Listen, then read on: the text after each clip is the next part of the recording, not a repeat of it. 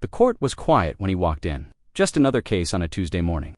Just another defendant in handcuffs, head down, escorted by two officers who barely acknowledged his presence beyond the procedural routine.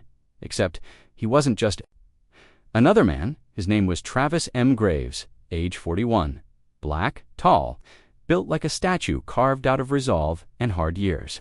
The uniform he once wore wasn't visible, today replaced by a cheap beige jumpsuit with a tear on the sleeve and a prison ID stitched above the heart dot to the courtroom. He was a trespasser, caught sleeping on the steps of a veterans clinic in Richmond, Virginia. No ID, no address, no resistance when police approached. He just opened his eyes, stood up slowly, and offered his wrists like he'd done it 100 times before. No one looked twice, not the bailiff, not the judge, not even the public defender who reviewed Travis' file like it was a fast food order. But from the back row, someone did look closely. An elderly man in civilian clothes sat in silence, eyes locked on Travis, his expression unreadable. He sat straighter than anyone else in the room, his hands folded gently in his lap, his shoes polished to a mirror shine, and on his lapel, barely visible, was a single gold star. Rewind 2 days. Travis Graves had been homeless for 17 months, not because he couldn't hold a job, not because he used drugs, not because he had no skills. He was a Marine Corps sniper, one of the best. 3 tours, dozens of confirmed kills, several more never documented. In Afghanistan, they called him Whisper, because by the time you heard him, you were gone. But when Travis came home, there were no parades, no medals handed out at airports, just silence. He'd been discharged honorably after an IED nearly took his leg. They patched him up and sent him back to a world that had no use for what he was anymore. His family scattered, his home foreclosed, his records redacted, his mind fractured in places even VA therapists couldn't reach. He had skills that no employer wanted and memories no civilian could understand. So he did what most ghosts do. He disappeared. That Monday, the rain came down heavy. Andrus had tried to get into the clinic early, hoping for a hot shower or maybe a dry place to sleep. But the doors didn't open until 8. He'd curled up on the front steps, jacket soaked, holding on to the one possession he never let out of sight, a folded American flag in a clear plastic case. 2 police officers approached, one younger, one older. "Hey, you can't sleep here," the younger one said. Travis didn't move. "You deaf or what?" The older one knelt down. "Sir, we're going to have to ask you to move along."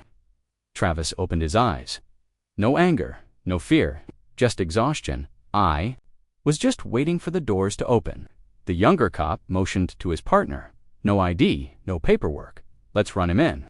They stood him up, cuffed him, took the flag case and tossed it in an evidence bag, like it was trash. Travis said nothing. He'd been through worse. In the holding cell, he sat on the bench and stared at the wall. Another man paced back and forth nervously. "What you in for, old man?" the guy asked. Travis shrugged. "Sleepin'." The guy laughed. "Figures.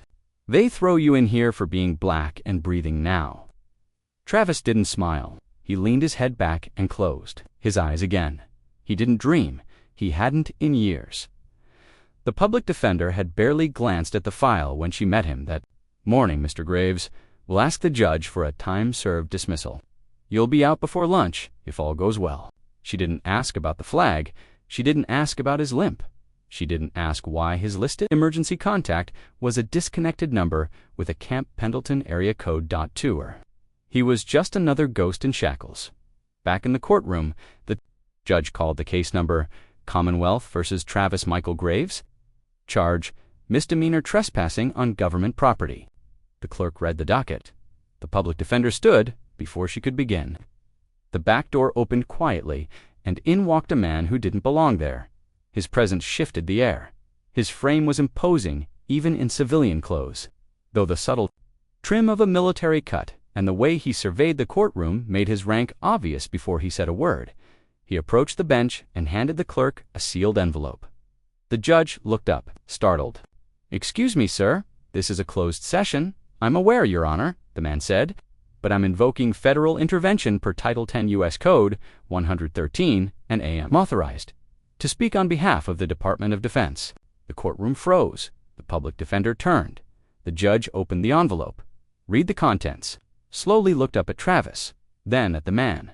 You are General Nathaniel Harwood, the man replied. 4-star, retired. Former commander of U.S. Marine Forces Special Operations Command. The judge blinked. General Harwood turned and looked at Travis. I've come to apologize. General Nathaniel Harwood stepped forward, not with a commander's swagger, but with the weight of guilt in every step. He looked directly at Travis Graves, still seated in handcuffs at the defendant's table. Sergeant Graves, he said, voice steady but low, you don't belong in chains. You belong in the Hall of Valor. Gasps echoed in the courtroom. A woman in the back whispered, Did he say Hall of Valor? The judge cleared his throat. General, I'm going to need clarification. Harwood didn't look away from Travis. This man served under my command in Afghanistan and later during joint special operations across classified theaters. His service was never publicly recognized because his missions were never supposed to exist. Not because he didn't earn medals, but because our country was too cowardly to admit where we'd sent him. The courtroom fell silent. The public defender fumbled her notes. Your Honor, I wasn't aware of any military background. You wouldn't be, Harwood cut in gently. Sergeant Graves' file is sealed under special access protocol. His unit, designations, and engagements fall under Tier 1 Black Ops. Sat in a SIF with clearance 2 levels above top secret. You've never seen his name? Travis looked up then, slowly. His expression didn't change, but his eyes met Harwood's for the first time. And in that stare, everything came rushing back. The jungle ambush in Takagar. The 72-hour overwatch in Niger, where he didn't move a muscle, even while bleeding through his side. The kill list in Marja that had once carried 6 names. He made it 5 in a single night. The 6th had killed himself after hearing Graves was in the region, and the mission in Aleppo that never happened, where 3 operatives came home alive only because Travis stayed behind long enough to silence the chaos. He never once asked for recognition, but someone had remembered. Why now? The judge asked, skeptical. Why is this being brought to my courtroom about a trespassing charge? Harwood held up the evidence bag containing the folded flag, because that flag is the only proof of his service the world has. And yesterday, a security officer threw it into an evidence bag like it was stolen merchandise. He turned, addressing the courtroom now. This man was abandoned, not by accident, by policy. Because Sergeant Travis Graves is black and the Department of Defense had a reputation to protect, one that didn't include black snipers in elite kill squads. Reporters in the gallery scrambled to text updates. The judge leaned back in his chair, stunned. Is this a legal intervention? Harwood nodded. By order of the Secretary of Defense, and in coordination with the Department of Veterans Affairs, I am requesting all charges be dropped, and Sergeant Graves be immediately released and compensated for unlawful arrest and detainment. But, the prosecutor started, the arrest was made by local law enforcement. Harwood didn't raise his voice, and that will be addressed too. Later that afternoon, the handcuffs were removed. Travis didn't say a word. He simply rubbed his wrists, stood up slowly, and gathered the flag case from the evidence table. Harwood walked beside him, not as a superior officer, but as a man trying to repair something that should never have been broken. A dozen reporters waited outside the courthouse. As the doors opened, the cameras swiveled to capture the image of the decorated general walking silently beside a man who hours earlier had been mistaken for a vagrant. That photo would go viral in under an hour at a quiet diner off base. Harwood and Travis sat in a booth near the window. No cameras, no press, just 2 Marines with too much left unsaid. I tried to find you, Harwood said, after your discharge, but you vanished. Travis sipped his coffee. I didn't vanish. I was just invisible. Harwood winced. That's on me. On all of us. The system didn't just forget you, it made forgetting mandatory. I didn't need a parade, Travis said quietly. I just needed to come home. The general set a small box on the table. It was velvet, clean, official. What's this? Your Distinguished Service Cross, Harwood said. The paperwork was submitted 3 times. Blocked every time. They said, recognizing you would reveal programs that didn't exist. But after today, the DOD didn't have a choice. This is the first of many that should have been pinned to your chest. Travis didn't open it. He just stared at the box for a long time. "Will it bring back my team?" he asked finally. "Will it fix what I see every time I close my eyes?" "No," Harwood said, "but it'll tell the world you weren't a ghost." 2 days later, the video of the courtroom apology reached 11 million views. Veterans groups erupted. Black service members from multiple branches posted their own stories, tales of denied promotions, reclassified service records, and unacknowledged medals. A hashtag trended globally. Hashtag we served too, but with the praise came pushback. Commentators accused Travis of being part of a military psyop, a fraud, a plant. Some media outlets spun the story into a political issue. Others demanded to see proof, but Travis didn't go online, didn't watch the headlines. He simply stood in front of his locker at a halfway house the VA had placed him in, staring at the new uniform they delivered, pressed khakis and a blue blazer with a name tag and a Marine Corps insignia. He'd been invited to speak at the National Military Symposium in D.C. He wasn't sure he'd go that evening. He visited the VA clinic, this time with an ID. The same officer who had cuffed him a week earlier stood at the front desk. Travis approached. The officer's face flushed. "Sir, ...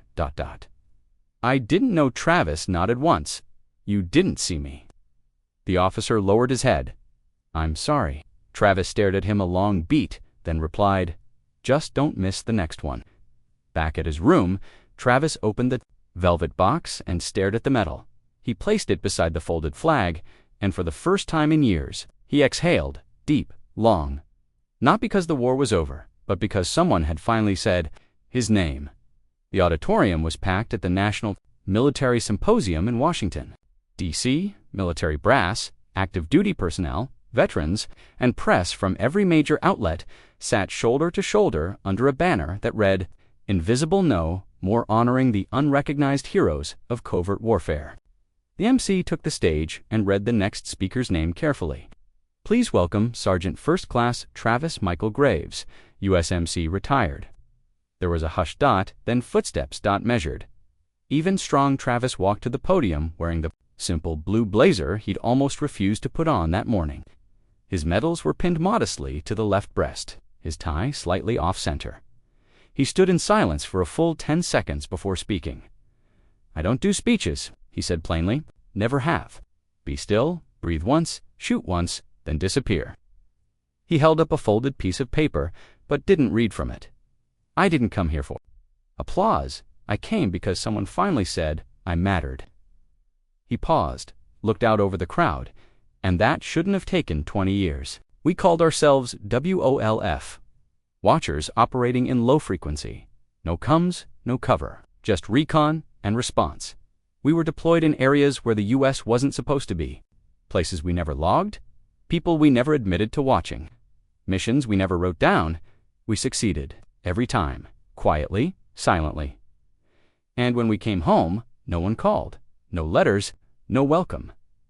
By the time I realized the world had forgotten U.S., it was already too late for 4 of my teammates. 2 are buried under headstones that read nothing more than service member, unknown details. 1 is still missing. He looked down, then back up.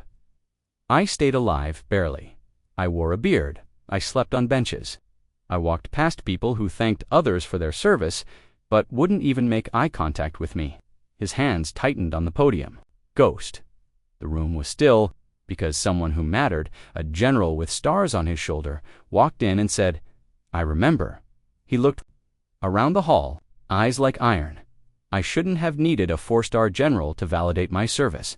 No veteran should. Applause rose, first hesitant, then rolling, until the room shook with it.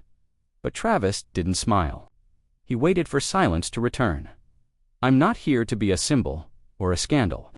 I'm here because the next generation of warriors, the ones in this room, need to know that their service won't be defined by the color of their skin or the silence of their missions."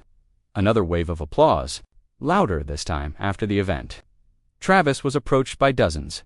A black Navy SEAL whispered, "They told me to never mention Somalia 2014, but I was there. You saved us." An Air Force drone operator handed Travis a USB drive and said, "Evidence? I've been collecting it for years. We weren't ghosts. We were soldiers." A young Latina Marine hugged him, eyes full of tears.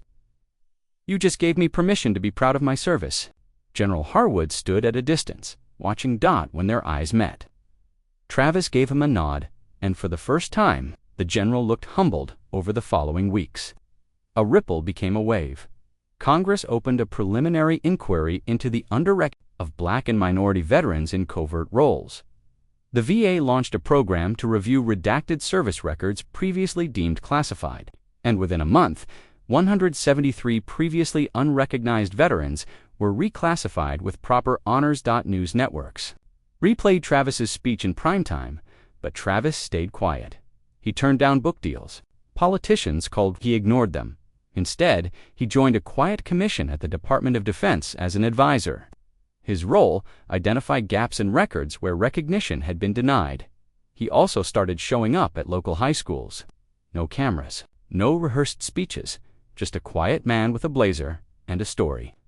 One day in Richmond, a young boy approached him outside the VA clinic. "Are you the sniper?" Travis looked down.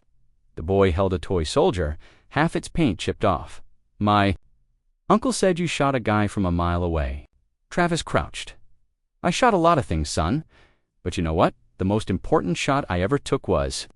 The boy's eyes went wide. "What? The one I didn't?" He pointed to his own chest.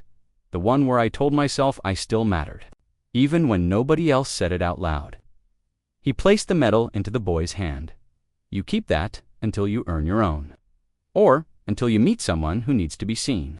In his apartment, the flag case still sat on his WINDOWSILL, but beside it now were three things: his medal, a framed photo of the courtroom, the moment the cuffs were taken off, and a handwritten note from a mother whose son he had once pulled from.